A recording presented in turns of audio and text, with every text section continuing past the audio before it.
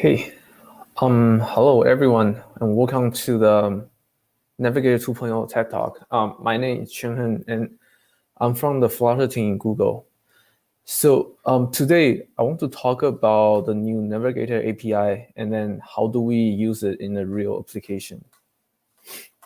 So to start, I want to talk about the old Navigator widgets. So Navigator widget is a widget that maintains a stack of routes, and then it displays the topmost route to the user on the screen. And then this widget provides some simple API that you can either push a new route on top of the screen, or you can remove a route from the screen using navigator.pop. So those API is simple, and then it works on simple use case. But if things get complicated, it will soon become inefficient and sometimes not applicable for a certain use case. So I would like to point out several difficulties that developers usually met when they use an old Navigator widgets. So first one, it is imperative. This is the opposite of the decorative nature of Flutter. So if we say something is decorative, that means you define all the object, all the state in the widgets, and the widget will take that state and display whatever content you ask it to do. But that's not the case in Navigator. In Navigator, we have several API that developer can use to modify the route stack. First, you can use navigator.push to push a new route, or you can use navigator.pop to remove the current route. But this API does not work for more complicated cases. For example, if you want to remove route in the middle, there's simply not an easy way to do it. And we actually get a lot of feature requests that asking for different API for different use case. And we soon realize that doesn't scale up well, because usually one API only fit for one use case. And then we cannot keep creating API to fit all the use case. The second problem is we do not expose the route stack inside the Navigator. So as you see on the right-hand side, we have several feature requests that want us to expose the route stack. But doing so is in contradict with the imperative API, because right now, the Navigator itself owns the route stack. The developer does not own it. So we decide not to expose it in the old Navigator. And even if we expose it, there's nothing the developer can do to change it, because we don't provide a more comprehensive decorative API to change your route stack. The third issue is we don't have a good way to handle the operating system event.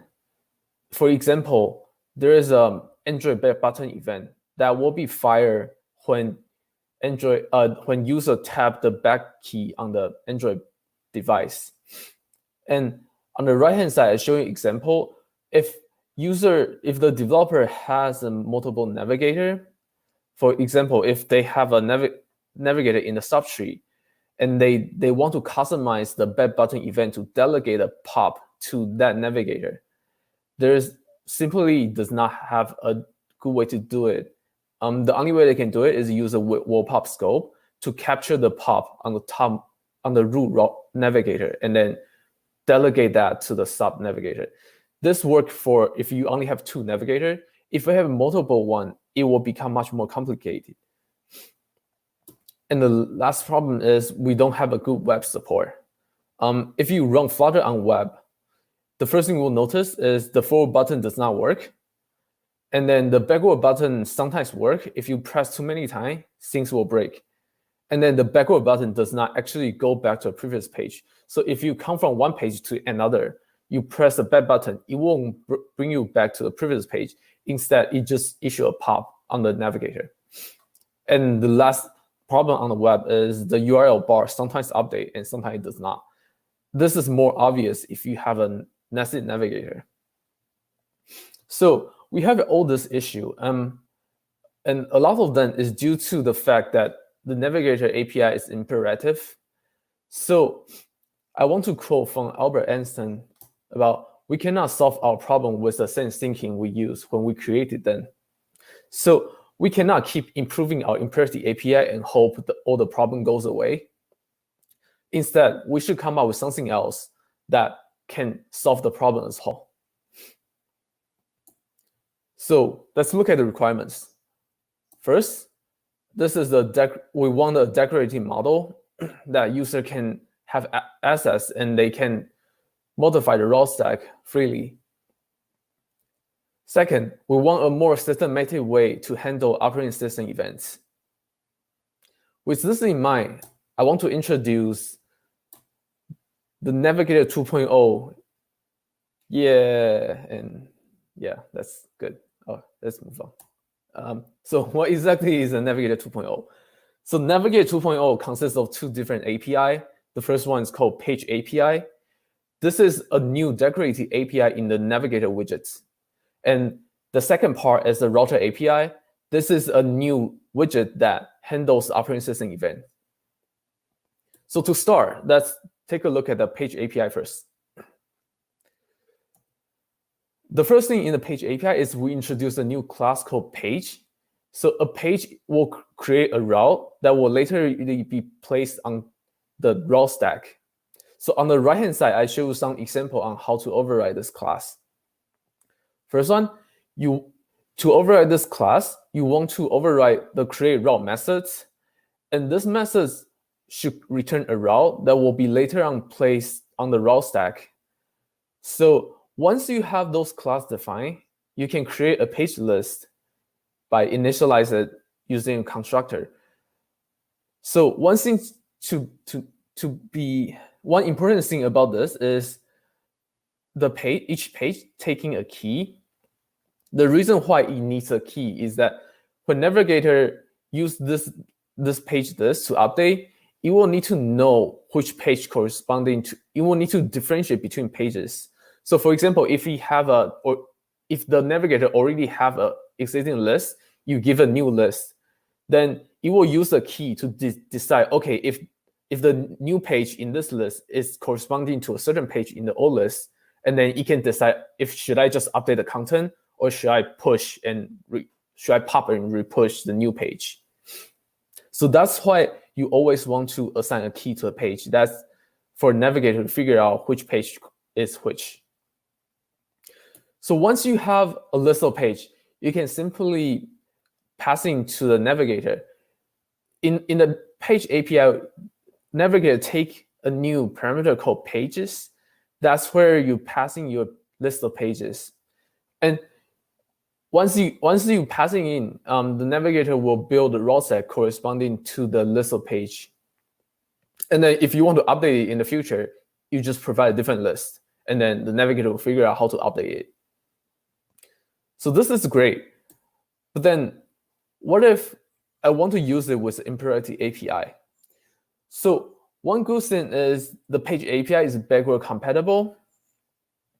That means you can use the list of page and use the Navigator push and pop at the same time. But in order to do that, we want to define a few terms. So for the routes in the Navigator route stack, there's two types of the route. One is a page-based route, and the other one is pageless route. As the name applies, the page-based route means this route is created through the Page API, and the pageless route means this route is created through the imperative API.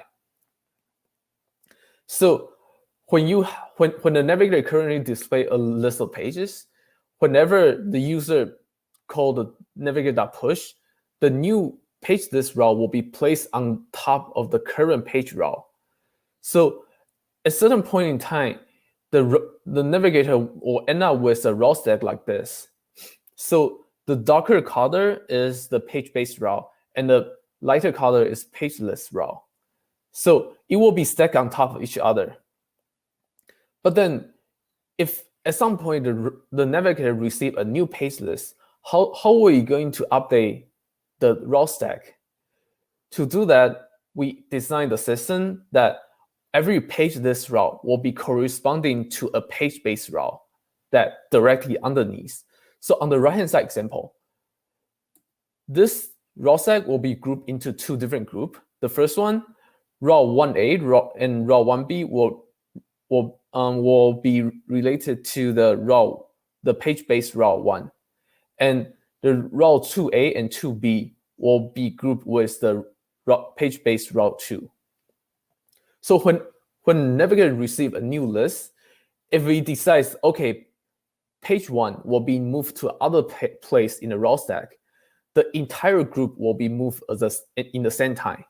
Similarly, if the page 1 will be part of the route stack, the entire group will be part of the route stack. So this takes care of the page update. There is another question.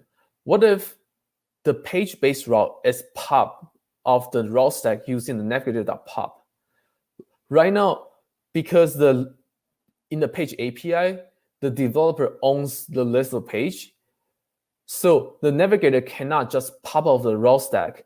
You need to give the developer a chance to update the page list to match the route stack after the pop. That's why we introduced a second API called onPopPage in the navigator. So whenever you use the page API, you must provide this callback in order to handle the imperative pop on the page-based route. So on the right-hand side, in the middle, I create a callback called handle pop page. This callback taking a route and a result.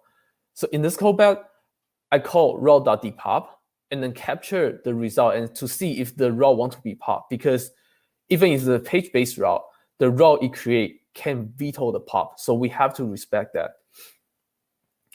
And then depends on the result, I will update my page. So in this example, I just removed the last one because the navigator.pop will always pop the topmost row. That means the last entry in the pages list. And then I return the success. So I just pass that in to the navigator, and then the page list, the page AI should work. So there's another question. So you take a new list, you update your route stack. How does the navigator decide whether a new page that will add into a route stack should we add with an animation, or should we just add without any animation? Similarly for the route that they are exiting the route stack, should it just remove with complete, or should we remove it with a pop? So that's why we introduced a third API called transition delegate. So this is optional. We provide a default if you don't provide this to a navigator. So this class is an abstract class. If you are not satisfied with the default behavior, you can provide your own implementation. And if you want to write your own implementation, the only thing you need to write is the resolve methods. In this method, it will take different information and then it will make a decision on how to transition all the route in or off the screen. And then once you have this class, you just pass it into the navigator. So to better demonstrate what's the relationship between transition delegate and the navigator, I drew some diagram. So let's say you have a navigator and then the navigator has a transition delegate. So at a certain point in time, the navigator will receive a new page update. So the first thing it will do is it will compare it with its own history and figure out which page will need to exit in the route stack and which page need to enter in the route stack. And once you figure it out, it will send this information to transition delegate and ask it to figure out how to transition those routes.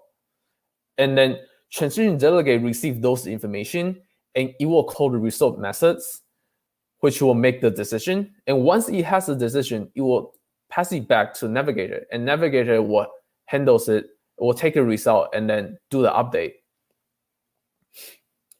So this concludes the page API. Let's look at the previous difficulty that user face. First, the page API take care of the imperative nature of the old navigator, and because right now the user has access to a route stack, owns the list of page, so they definitely knows what's actually on the route stack. We haven't figured out how to handle the operating system event yet, and we haven't talked about web support. That's why I want to introduce the second API called Router API. So as the name implies, the Router API is a new widget called Router that wires up all the operating system events. And the operating system event here includes first the Android back button intent, and operating system set initial route event, and operating system push route event, and lastly the URL update, which is for web application. So the first one, we talked about the first one in the previous slides, is it will be called when user tap the back button on Android device. And then the second one, the third one, the set initial route and push route event is usually called when there is a deep linking in iOS or Android, or on the web application when user directly type the URL. It will send that request as a push route or send initial route intent to the Flutter framework. The last one, the URL update. This is in a different direction. This is coming from the Flutter framework back to the engine. So in the previous, the old navigator, whenever the route changes, you want to update the web URL. That's when it does a route update. And then lastly, the router will usually build a navigator with a page API. So this is where the page API and router API meet. So the router will wires up all the operating system event to itself, and then it will, based on those operating system event, build a navigator. It usually build a navigator. This is not a hard requirement, although in most cases you want to do that because you want to support hero transition and you want to support like imperative API. But then you can build whatever thing you like in a router. You can build a text widget, that's fine. You can build a tab view based on different tab. That's totally up to you. So in order to wire up all those system events, the router taking different delegates. First one, there's a route information provider. So this is a delegate that serves as a bridge between the operating system and a router that it sends the route information back and forwards from the operating system and the router. The second delegate is called route information parser. So this delegate parses the route information from the route information provider. And then once it has the parse result, it will hand the result down the pipeline. The third delegate is called back button dispatcher. This delegate propagates the Android back button to the router of your choice. So in case you have multiple routers in your subtree, you can use this delegate to decide which router will handle the back button. And lastly, we have a router delegate. So this is the centerpiece place that handles all the incoming operating system event. This includes the parse result from the route information parser, as well as the back button intent from the back button dispatcher. And finally, it also creates the widgets, which typically is the navigator for the router subtree. So let's take a quick peek on how the API look like. First, on the left-hand side, we provide a new widget called router, and the router is taking four different delegate: router delegate and route information provider, route information parser, and back button dispatcher. The router delegate is a required parameter because it handles the widget subtree of the router. So you must provide it in order to use the router. However, all the other three delegate is optional because in the common use case, not all the router will take care of the route information parsing. maybe only the top one needs it, and the bottom one only use the result from the top one. That's why those other delegate are optional, because we provide choice for developer to decide if this router will handle which operating system event. On the right-hand side, because for the old Navigator, it's usually created through the material app. So whenever user write the app with the material app, the material app will create a navigator that will handle the route navigation. So because now we have the new router, so we provide a new constructor in material app that will create a router to replace the navigator. And then in this constructor, it also takes for different delegate, as well as all the other material app parameters that I do not include here. So in this constructor, we make the raw information parser a required parameter, because the main reason you want to use this constructor is you want to handle or customize how the material app processes the raw. Otherwise, you can use the old one and it will continue to work just fine. But in case if you want to customize it and then or handle your own route stack, you will want to use the material app.router. And then the other two delegate remain optional, but it's optional in a different sense. If you don't provide those two delegate, the raw information provider and bad button dispatcher, the material app will create a default one for you. And we will talk about the default when we go into a different section. So let's look at the program flow. It looks complicated, but that's okay. I will guide you through every single all the different block. So on the left hand side, you have an operating system, and in the middle there's 4 different delegates, and on the right hand side you have a router. So router widgets basically wrap the entire 4 different delegate and wires up all the arrows together. So there is several program flow I want to point out.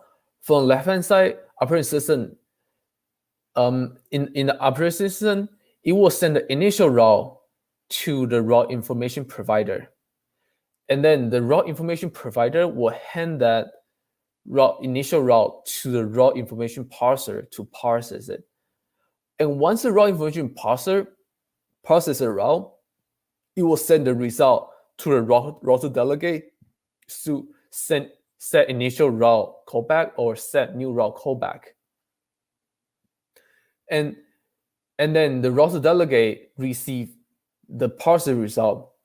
It will configure itself, and at some point the router will ask the router delegate to build a navigator for him, and then the router delegate will just build it. And there's another program flow still start from the operating system on the left hand side, and if you see the top arrow, there's a back button push that corresponding to Android back button intent, and then it will be captured by the back button dispatcher. And in the back button dispatcher, it will decide which router it will go to, and then once it decides which router it goes to, it will then call the pop route callback on the router delegate of that router. And similarly, after this point, the router delegate receives this intent, and then it will update itself. And then at a certain point, the router will ask the router delegate to build a new navigator for it, and the router delegate will just build it. So there's also another program flow I want to point out is on the very bottom, there is a backward arrow from all the way from the router widget back to the operating system. This program flow is for web application when the router want to update the URL, or when you detect the route information might have changed as a result of the router rebuild. So in this example, whenever router rebuild, it will ask, okay, router delegate, what's your current configuration? And then router delegate will provide that configuration, and that configuration will feed back to the route information parser, and the route information parser will restore that configuration back to route information. And then it will send it back to route information provider. And then route information provider will send that back to the operating system to do the update. So in the next section, I want to dive into each individual block in more detail. The first one, I want to talk about route information provider. So route information provider is a value listenable of the route information. So what is the route information I'm talking about? On the right-hand side, on the top section, the route information is a class that wrap a location, a string location, and a state object. The string location is formally the route name or the URL in web application. We use a different name just to reduce confusion, but they are essentially the same thing. And there's a state object, and this is currently only used in web application, and we'll talk about it a bit later. So the route information provider is just a value listenable of route information, and is an abstract class that in most of the case you won't override because we provide platform route information provider, which is an opinionated class that will basically wires up all the operating system event for you. So in most of the case, you will just use this class without writing your own. But in case where you want to customize, you want to have your own logic around the route information provider, then you can override it. On the right-hand side, the button section, usually I show an example on how to override that. In this class, you only need to override the value getter, and then for the rest, you can decide how did you set the value and how does it get update. There's also another optional override method called router report new route information, and it takes the route information. This callback will be called whenever the router detect there's a new route information available, and then it will report all the way back to the route information provider. And if you use the platform route information provider, it will basically report this route information back to the engine. But if you're writing your own, this is a good place where you want to update your current value, because right now the router delegate or the current configuration might be different from your values. And that's it for the route information provider. The next up, we want to talk about route information parser. Remember, this class will take the route information from the route information provider, and then it should parse it into a certain configuration and feed that into a router delegate. So route information parser, the first thing you want to do is you want to define your configuration class. This can be any class of your choice, but keep in mind, this class will need to be shared between route information parser and router delegate, because this is the format that the parse result used. So on the right-hand side, I keep it simple. I just define my configuration as an enum, that each enum value corresponding to different routes. And then on the button, because we don't provide an opinionated route information parser, so in order to use a router delegate, you must create your own class. So if you override the base class, the thing you want to override is called parse route information. This taking the route information from the route information provider, and you should parse the route information and return a configuration that will be later on used by the router delegate. So in this example, I take the string route name from the route information.location, and I do a simple check. If it's a slash, I return a configuration.home. If it's slash settings, I return a configuration.settings. Otherwise, I return unknown. And you notice that this method return a future instead of just a value. That's because if in web application or depends on your use case, sometimes you want to validate the route name first before you can decide what kind of the route or what kind of configuration you return. For example, you might fire a DB request to do a lookup in order to decide if this route name is valid. And then those DB lookup usually is asynchronous. That's why we make it return a future instead of just a value, so that the user can do the URL validate here. And then on the bottom, there's also another optional callback for web application. It's called restore raw information. As we talk about that in the previous slides, there's a backward arrow all the way from the router to operating system. So this is the backward part of the raw information parser.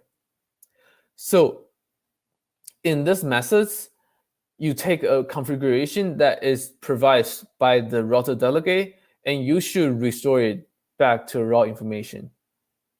So in this example, I just do a switch case, and then based on different enum value, I return different string location.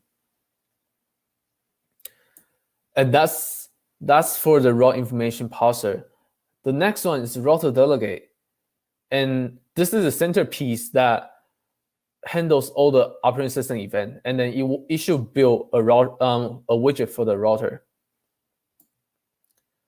So let's look at the right-hand side first. So in order to override this class, you will provide several callback. On the top, from like several lines from the top, the first thing you want to look at is the set new route path. So this is the callback that will be called when the route information parser passes the route information into a configuration.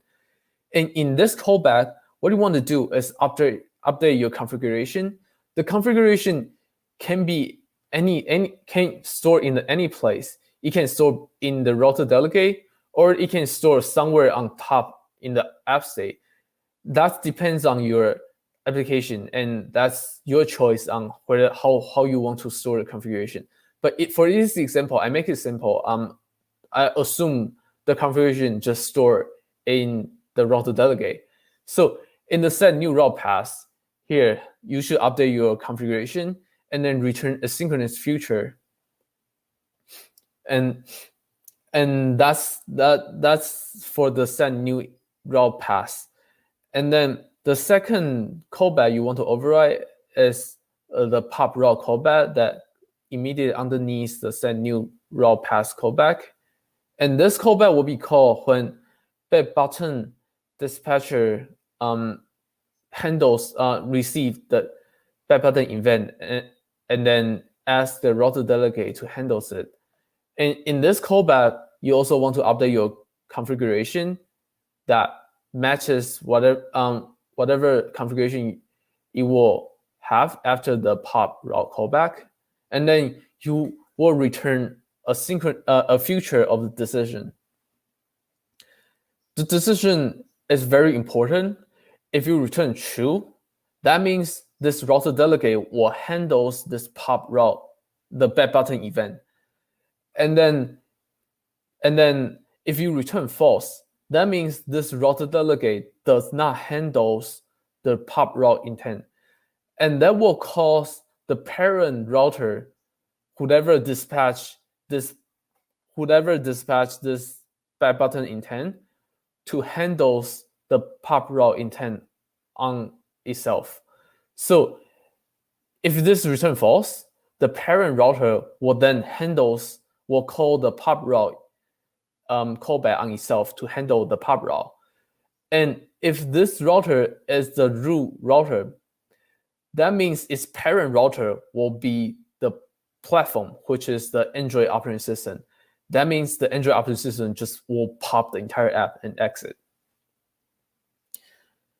And then another callback, another thing you want to override in this class is the get current configuration, which is immediately underneath the pop route callback. So this is the backward button we show on the diagram that this getter will be called when router rebuild and you try to figure out if the configuration has changed or not. So lastly, on the very bottom, you will need to override the build methods. So this build method will build a widget for the subtree. And this is where you want to build your navigator with page API. So in this build method, you want to construct your page based on your configuration. So whenever the set new route path is called or pop route callback is called, you update your configuration. And then the router will ask you to build a navigator. And that's when you use the updated configuration to change your page list to display new content on the route stack.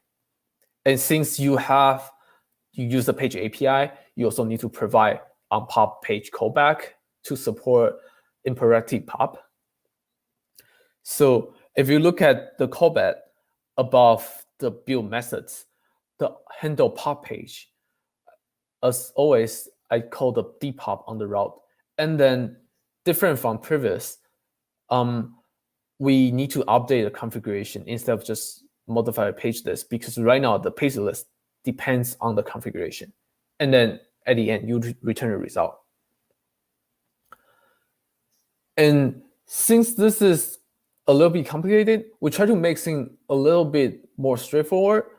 That's why we provide something called pop navigator router delegate mixing. So to use that, whenever you override your router delegate, you can mix in with the pop navigator router delegate mixing. This mixing wires up the back button intent to the navigator.pop that you create in your build methods. So once you use this mixing, the only thing you do is you want to provide or override to a global navigator key getter. And once you have that, you don't need to provide your pop route callback, because right now that will directly link to the navigator you create in the build methods. So all you need to do is in the navigator, you provide the navigator key to create the navigator. And then as long as you provide the on pop page callback to the navigator, everything will work. The Android back button will just pop the navigator you create. So that concludes the router delegate. The next thing I want to talk about is the back button dispatcher, the delegate. So this delegate handles receive the back button intent from the operating system, and then it decides which router you want to delegate the back button to, and then you call the pop route on the router delegate. So in most of the case, you won't need to override this class because we provide the root back button dispatcher and child back button dispatcher. Previously, we talked about if you don't provide any back button dispatcher to the mature app constructor, it will create a default for you. The default the back button dispatcher is the root back button dispatcher. This dispatcher, the root back button dispatcher, listens to the operating system event and starts to delegate the back button down the road. And the child back button dispatcher is usually the class you want to use. So you will likely want to use it when you have a necessary router. So on the right-hand side example, let's say you have a widget state that creates a router for each subtree. And since this router will like to handle the back button intent, the thing you want to do is in your state, in your change dependency methods, you want to create your child back button dispatcher by query the parent router and get its back button dispatcher and calls the create child back button dispatcher. And once you have that in your build methods, you will first need to call back button dispatcher.take priority. This basically tell the parent dispatcher says, okay, right now any bad button intent sent to me, I will handle it. So if you have multiple router in the same level, you will need to choose which bad button dispatcher will handles the bad button intent by calling the .take priority methods. And once this bad button dispatcher is set up, you pass into the router you create, and then the router you create will start handles the bad button from the parent router. So that concludes all the router delegate. Let's do a little bit of recap. The route information provider provides a route information to a route information parser, and usually you don't override this class. You just use platform route information provider, which will wires up all the operating system event for you. Second one, the route information parser parses the route information into a configuration, and the route information comes from the route information provider, and then it will send the configuration to a router delegate. Router delegate receives the configuration to configure itself. It also triggers the configuration on pop event when the bad button dispatcher sends the bad button event to the router delegate. And it also builds a navigator, although it's not necessary, but most of the time you want to build a navigator. The bad button dispatcher propagates the pop event. Use the child bad button dispatcher to propagate the bad button to the sub router of your choice. Okay, now before we dive into a demo, I want to talk about the web application. So in previous slide, we only talk about this backward flow, and then I told you, as long as you have this backward program flow, the web application will just work magically. The URL will update correctly. The back button and forward button will start working. But we never talk about why. Similarly, in the raw information class,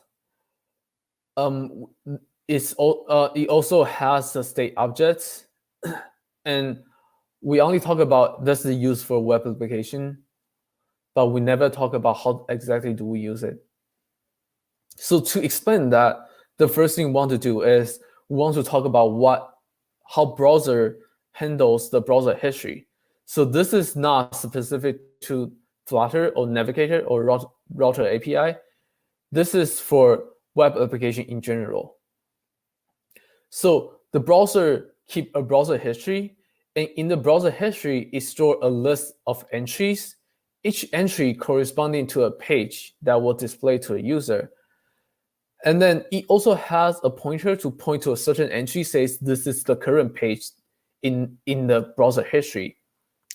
So the browser will check if there's any entry before or after the current entry.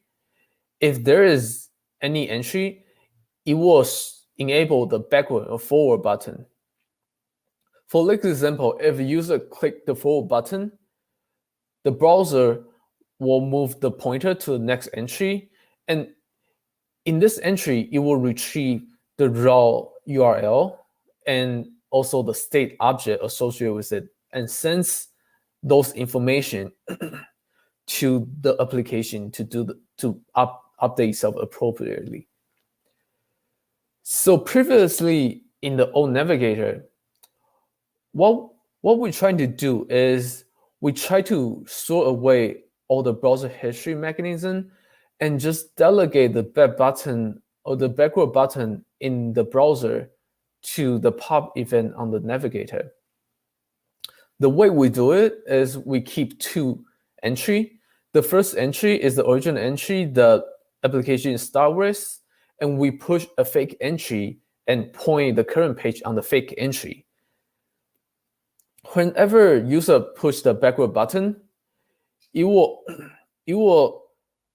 current page will go back to the original entry, and once the web engine detects that, it will soon repush the fake entry and points the current page on the fake entry.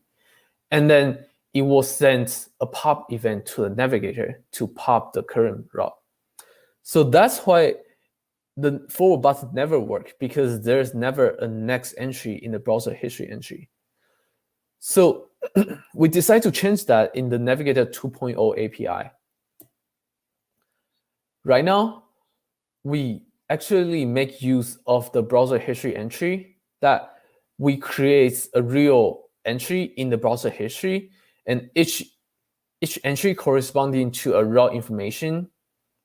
So right now, the browser can see which entry I'm currently on, and you can decide if there's a forward or backward button. So how exactly does it work in Navigator 2.0? How did you write your application that will work on the web, will work on the web out of the block box?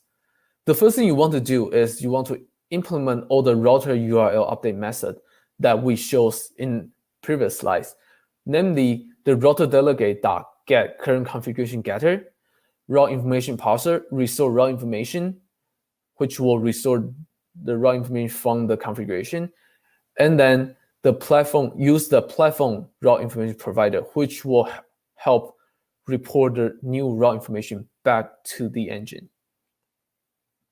So once you have that, the browser will create entry whenever URL changes. If you don't want that behavior, you can use the router.navigate. The router.navigate will force the browser to create an entry even if the URL does not change. This is useful when you want to create a browser history entry with the same URL but different state. You may store certain information in the state. So you can use this method to force the browser to create an entry for you. Or you can use router.neglect. So you can use this callback to force the browser to not create an entry even if the URL changes. And finally, all the browser navigation, when the user press the back button or backward button and forward button, the browser will retrieve the route information and sends that to the router through the router delegate.set new route. So once you have all this method implements, the browser navigation will just work out of the box. So next up, I want to show you a demo. So all the source code in the demo is in the following URL. You can go download and play around as you like. But now let me walk you through the demos. Let's see. So in this demo, I want to show you how to migrate. Let me open up this a little bit. I want to show you how do you migrate your existing app to use the router API. So in this example, I create a material route, a material app that handles two routes, one slash and one slash tab, and for each route, it creates different widgets. So in the homepage widgets, I have a button that opens the second page, and the second page builds a tab bar view. So let's look at how this app works. So start with the homepage. You open a tab. You see the URL update correctly. That's good. And then you open a new tab, and then you can go back and forth. And then the back button works as it will pop the topmost route. But then if you click too many times, it just stop working, and the forward button never works. Okay, so this is the basic application that uses the original Navigator. So now let's look at how we convert this app into a router to use the router API. So the first thing you want to do is I convert my app into a stateful widget, because right now this this widget will host the delegate for the router API, and then I convert, instead of using material app constructor, I use the material app.router. So in this example, I pass in my own information parser and also the delegate I create. So how do I write those two delegate? The first thing you want to do is define your own configuration. And since in the original example, I handle 2 routes only, so I create my enum and represent the 2 routes. In my information parser, in the parse information methods, I do a simple check on the route name, and then return different return different enum based on the route name. I make the function asynchronous, so this will automatically return a future of the value. And then if I capture everything out, I just throw an unknown error. And then in the restore methods, I do a switch case on the configuration and then return the location string accordingly. And then let's move on to a router delegate. So in this example, I'm mixing with change notifier, and also I'm mixing with a pub navigator router delegate mixing. So because I use the mixing, the first thing I want to do is I want to provide a navigator getter, navigate global key getter. And then to keep things simple, I store the configuration inside the router delegate. Simply just provide a private data and do a getter and setter combo. And then the second thing I overwrite is the set new route path. I make the function asynchronous, so this will automatically return a future. So in this method, I just assign the configuration that's sent to this router delegate to its own to its own state. And then I override the getter. The getter is simple. The current configuration getter is just return the configuration. And then I build the navigator. With the navigator key, I overwrite. And then in the page list, I always create a home page. And then if I detect the configuration is the tab enum, I then build another tab page on top of it. The reason I still build a route stack is I want this app to also work on Android, so that the back button will pop the tab and go back to home. But if this app work only run on the web, you can build a simple page, that's fine. Or you can even just build widgets that will show on the screen, that's fine too. So you have the flexibility to decide what to build. So last thing, I wrote the handle pop page callback. And in this callback, instead I just pop the route, I also update my configuration.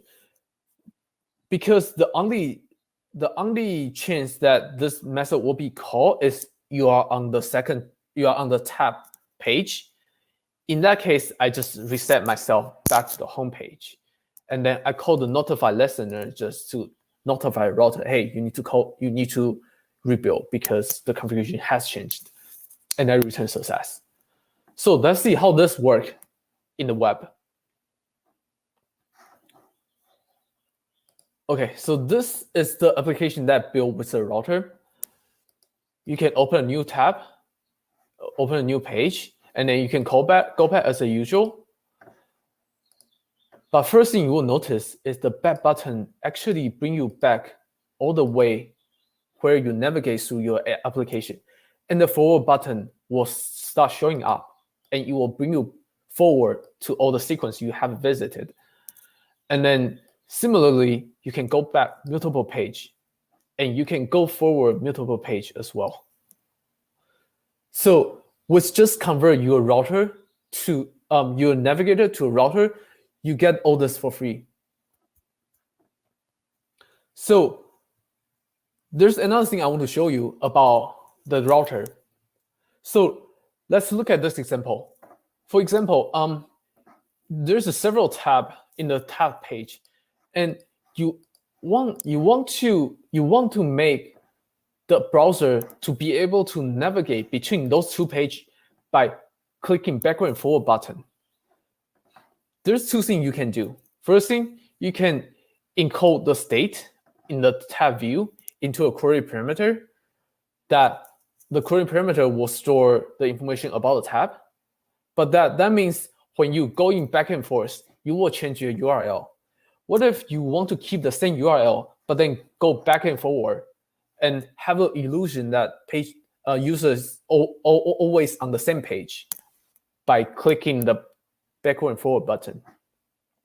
In order to do that, you need to make use of the route information.state objects. Let me show you how do I do that with this example. The first thing I want to do is I want to define my configuration class to not only store the raw enum, I also want to store the tab index. Once I have this, my raw information parser not only check the string location, I also pass the raw information.state to my configuration, because the tab index will be stored in the raw information.state. So that's why I need to pass it in. And same thing for restore. I do a switch case on the enum, and I pass in the string location. I also pass in my tab into the state that will be stored under browser history entry. On the router delegate, the first thing I do is I create another data store called tab that will store the tab value from the browser history entry. And then in my set new route path, I not only set my route enum, I also set the tab from the configuration returned from the parser. And I default it to 0 if it's null, because when the app starts, there's nothing stored in the raw stat. So I want to make sure I always have a default value for the tab. So get configuration getter is similar. You just return a configuration based on current state. Handle pop page does not change. So because right now the tab index is also part of the state, I pass the tab into, I make my tab page class also handles the tab. Previously I forgot to mention what do I do to my home page, my home widgets. So basically what I do is I convert it into a page. I use a material page, and then I pass the previous widgets into this class. So material page is a new class that we provide, that you provide a child widgets, we will create a material route for you. So if you use this class, you don't need to override your own. You don't need to override your own class. You can just use it and then provide a key and a widget so that it will build the widget corresponding to the page. So the only thing changed on my home page widgets is that previously when the button is pressed, I push a new route on Navigator, but right now I just get my router delegate and change my app the state to use the new enum, so it will update by itself. So this is the only change that on my home widgets that differ from the original app. On the second, on my page widgets, this taking a tab, and then it will use the integer. It will store an integer and then use it to initialize the tab controller. And then in the update widgets callback, I'll update the tab index according to the tab that passing to widgets. So there's also important stuff, because right now the tab controller, the state in the tab controller is strongly tied to the tab in the router delegate that's stored in the router delegate. So I need to add a listener that to listen to whenever the tab changes. So in this listener, if I detect tab changes, I set the state, the router delegate to have the new tab index. And remember, we talk about the browser only creates your new browser history entry when it detect the URL has changed. That's why we want to force it to create browser history entry even if the URL does not change. So we use the router.navigate, and rest is the same.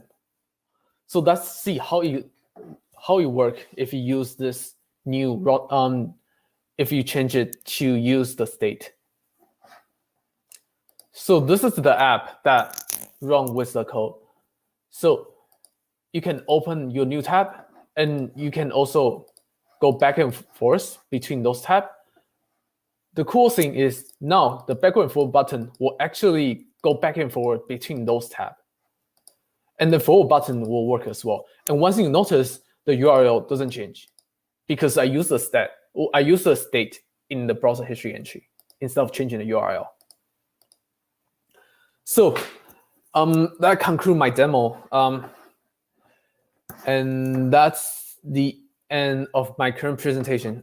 Thank you everyone for joining this talk. And if you have any question, feel free to either go on the Flutter developing channel or the Discord channel that we use, and feel free to ping me on there, and then I can answer any question for you.